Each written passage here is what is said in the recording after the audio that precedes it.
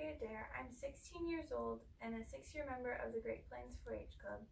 Today I will be giving a commencement speech from Mr. Rogers to his alma mater, Dartmouth, in 2002. It was very important for them to have an encouraging speaker because this was just months after a tragedy of some high school students brutally murdering some beloved college professors.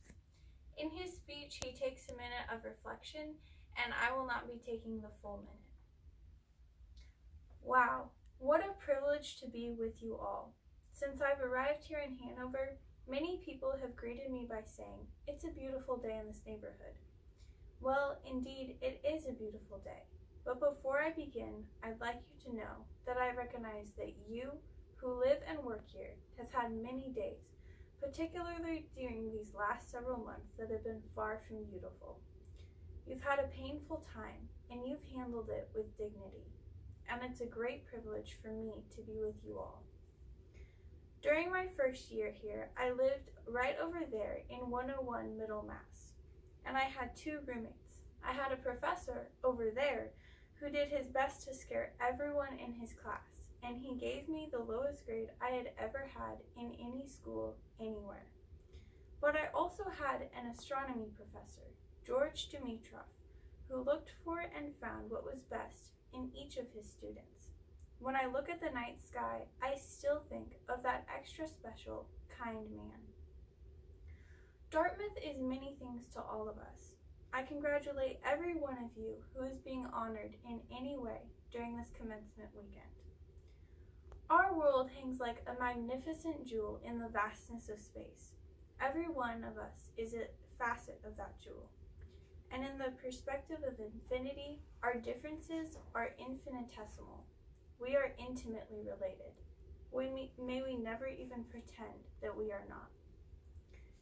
Have you heard my favorite story that came from the Seattle Special Olympics?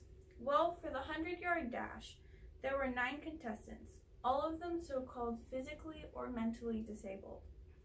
All 9 of them assembled at the starting line, and at the sound of the gun, they took off. But not long afterward, one little boy stumbled and fell and hurt his knee and began to cry. The other 8 children heard him crying. They slowed down, turned around, and ran back to him. Every one of them ran back to him. One little girl with Down syndrome bent down and kissed the boy and said, "This will make it better." The little boy got up, and he and the rest of the runners linked arms and joyfully walked to the finish line. They all finished the race at the same time. And when they did, everyone in that stadium stood up and clapped and whistled and cheered for a long, long time. People who were there are still telling the story with great delight. And you know why. Because deep down, we know that what matters in this life is more than winning for ourselves.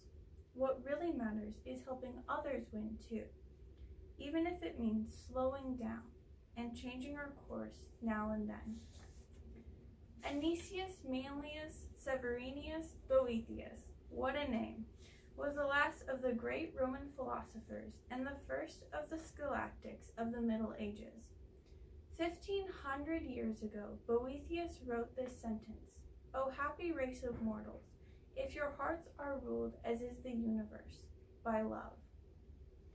I was once invited to sit in on a masterclass of 6 young cellists from the Pittsburgh Youth Symphony Orchestra. The master teacher was Yo-Yo Ma. Now, Yo-Yo is the most other-oriented genius I've ever known. His music comes from a very deep place within his being, and during that masterclass, Yo-Yo gently led those young cellists into understanding about their instruments, their music, and their selves, which some of them told me later they'd carry with them forever. I can still see the face of young one man who had just finished playing a movement of Brahms' cello sonata when Yo-Yo said, "Nobody else can make the sound you make." Of course, he meant that as a compliment to the young man. Nevertheless, he meant that also for everyone in the class. Nobody else can make the sound you make. Nobody else can choose to make that particular sound in that particular way. I'm very much interested in choices and what it is and who it is that enable us human beings to make the choices we make through all our lives. What choices lead to ethnic cleansing? What choices lead to healing? What choices lead to the destruction of the environment, the erosion of the Sabbath, suicide bombings, or teenagers shooting teachers? What choices encourage heroism in the midst of chaos? I have a lot of framed things in my office, which people have given to me through the years, and on my walls are Greek and Hebrew and Russian and Chinese. And beside my chair is a French sentence from Saint-Exupéry's Little Prince. It reads, L'essentiel est invisible pour les yeux. What is essential is invisible to the eye. Well, what is essential about you? And who are those who have helped you become the person you are? Anyone who has ever graduated from a college, anyone who has ever been able to sustain a good work, has had at least one person, or often many, who have believed in him or her. We just don't get to be competent human beings without a lot of different investments from others. I'd like to give you all an invisible gift, a gift of a silent minute to think about those who have helped you become who you are today. Some of them may be here right now. Some may be far away. Some, like my astronomy professor, may even be in heaven. But wherever they are, if they've loved you and encouraged you and wanted what was best in life for you, they're right inside yourself. And I feel that you deserve quiet time on this special occasion to devote some thought to them. So let's just take a minute in honor of those who have cared about us all along the way. One silent minute.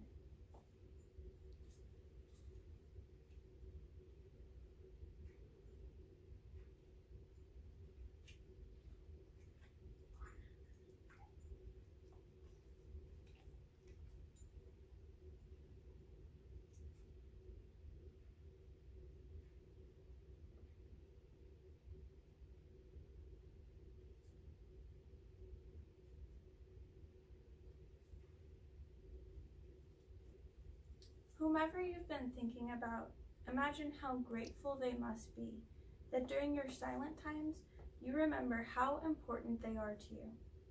It's not the honors and the prizes and the fancy outsides of life which ultimately nourish our souls.